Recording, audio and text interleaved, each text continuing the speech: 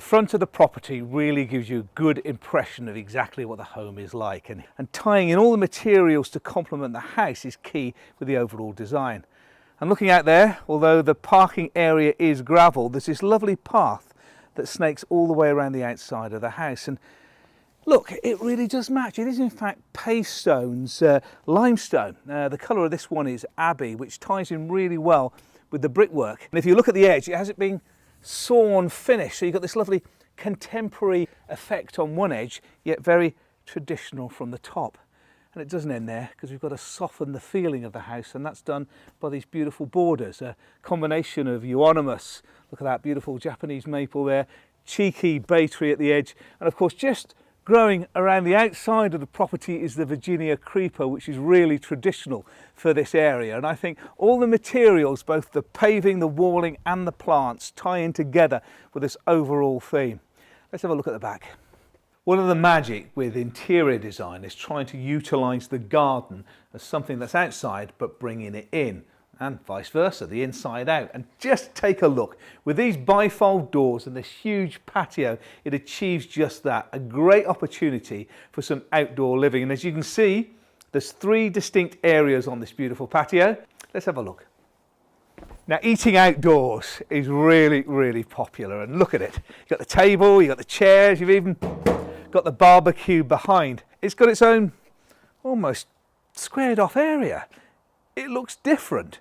And that's because there's a great contrast between the use of materials at the ground. So here is the limestone that you've got, this lovely Abbey limestone.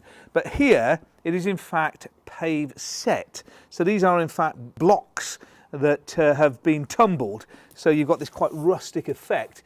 The colour of this one is in fact silver. Well, it's a bluey silver visually, but it's called silver. And I think that works out really well. It's almost like a rug, but out of hardened materials in the garden, and I think that contrast really works. So there's a feeling of one distinct area as we move from here into the central section. Now, this central entertainment area here is doing a lot for the property and the garden, not just looking beautiful and being functional too, but also addressing the issues of the levels. And if you can see right at the back where that apple tree is, to the point down here, there's a big variance in height. So by splitting them into levels has enabled the patio to be perfectly level, but it also addresses some of the slope from the lawn, and it isn't just done by a rectangular block stuck at the back of the house. This beautiful snaking wall adjusts one level. The step down and the step down here is another, but they're not straight, they're curved. And it's adding so much personality into the paving. And let's just take a look at the colours. You've got this lovely contrast in between greys, sort of like burnt oranges, sandy colours. The greys work particularly well, tying in with the pave sets too.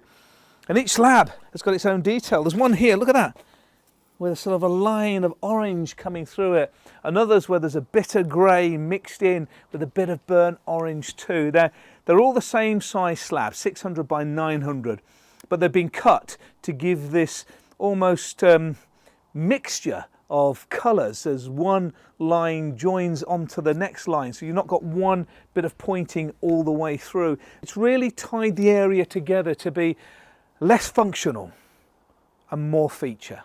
It's really enhancing the area.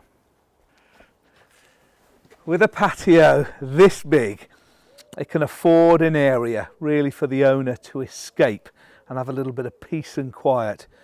Maybe on a Saturday morning, reading the papers, glass of orange juice, the scent of bacon wafting in from the kitchen. Or maybe an evening when you get back from work, cold glass of beer or even a glass of wine while you relax and enjoy the garden. Or late into the evening, spark up the fire pit, put a couple of ribeyes on the corner, relax and enjoy. It's about self-indulgence. It's about a little bit of tranquility. And that's what a patio is. It's outdoor dining.